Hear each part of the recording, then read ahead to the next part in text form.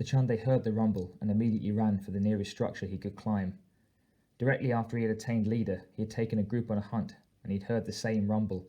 It was the sound of many animals running in mindless grisui-bepe. The Yautja had clambered onto a low rise and watched as a herd of four-legged hosts had stampeded past in front of them. Had they stayed on the low ground, they would have been trampled. He spotted a ladder bolted to a tall structure and ran for it. He had not found the students yet, but before he could do so, he needed to avoid being crushed by the stampede. He hoped the students would understand what the sound meant and seek high ground or protection. He growled in irritation as he climbed the rungs of the ladder. If they paid attention to his lessons, maybe they wouldn't die. If they had not listened, then they deserved to die. That was the way of it. His hope was not all that good, considering how well they've learned so far.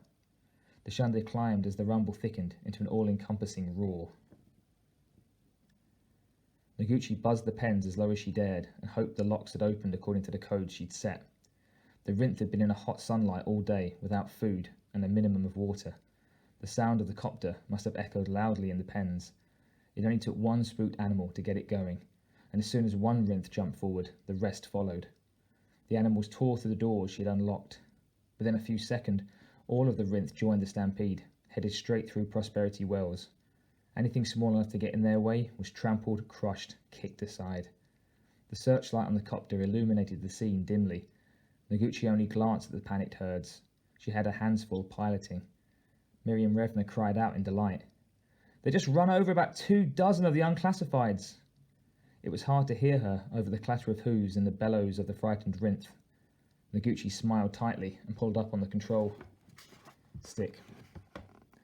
She wanted to check and see if the ranchers had gotten out. She veered east. All she needed to see were the lights of the AVs. Noguchi allowed herself a short rush of relief. The low red and white lights were visible. The ranchers and staff were headed away from the town and into open desert. It was working. Her plan was working. She circled the copter back towards the lector to make another run on the animals.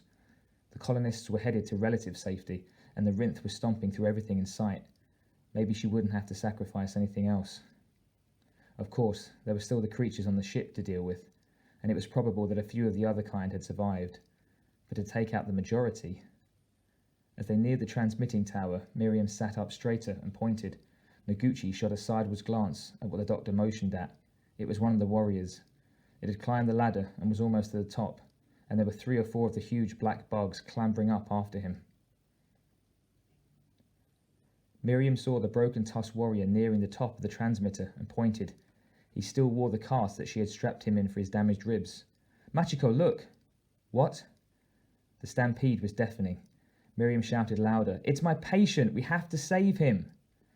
Noguchi whipped her head around. "No fucking way! Those things are the reason we're in this mess!" She looked back at the controls. Miriam chewed at her lip in frustration. How could she make Noguchi understand? It was important. The most important thing in the world right now. She could not have said why. "He saved my life, Machiko!" Noguchi opened her mouth and then closed it. "Look, I don't... Please, Machiko! He risked his life to save mine." The doctor looked at her patient, getting closer to the top now. The dark, segmented creatures were also getting closer. "Please." Noguchi didn't say anything. She veered towards the tower. I must be out of my mind. That's it. I finally went insane. Noguchi steered the copter towards the tower in disbelief. What the hell was she thinking? Dr. Revna was a nice lady. Ordinarily, she wouldn't mind doing her a favour, but this? She watched as Broken Tusk kicked at one of the pursuers and then stabbed the closest one. The bug screamed and fell. He refused to give up fighting. She'd credit him that much. But she could barely fly.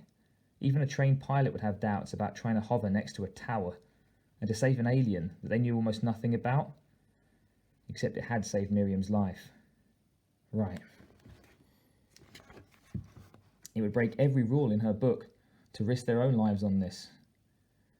And she had about a second to decide. Below them, the Rinth ran on.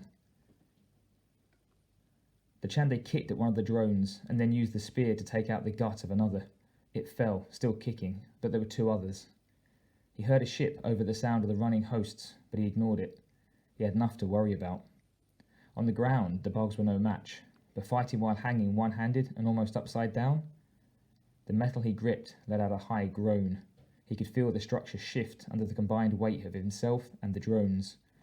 Again, the weak substance creaked and started to separate from the building. If he didn't think of something, he would be on the ground in a few breaths, fighting the hard meat and in the path of the stampeding hosts. The Black Warrior must wish for Dashunde's immediate company, and the Black Warrior eventually won all battles. Noguchi lowered the copter toward the tower, which had started to quake dangerously. It was collapsing under all the weight. Shit. Miriam fumbled around the console and then hit a button. Her next words blared incredibly loud. "Grab the strut! We'll take you to safety!" Noguchi winced. The doctor had found the PA. She lowered the ship a little more. It was hard, but not as hard as she had expected. On the other hand, a series of red lights had lit up on the control panel. She was too intent on the task at hand to figure out what they meant, but she also didn't want to find out the hard way. "Grab on!" Noguchi screamed to be heard. "I can't do this forever, Miriam! He doesn't understand!" The copter dipped and then pulled up again. He had grabbed onto the strut. Noguchi let out a cry of disbelief. It had worked. Broken Tusk had jumped onto the copter. Now what the fuck are we going to do with him? And then everything happened at once. A dark shape lunged at them. Noguchi had time to register that it was one of the bugs before it landed on top of one of the compressors, on the same side as Broken Tusk. It scrambled to hold on, screamed. The copter tilted alarmingly, and Noguchi jerked the controls instinctively upward. There was a rending screech of metal as the tower collapsed, and everything turned the wrong way as the copter went down.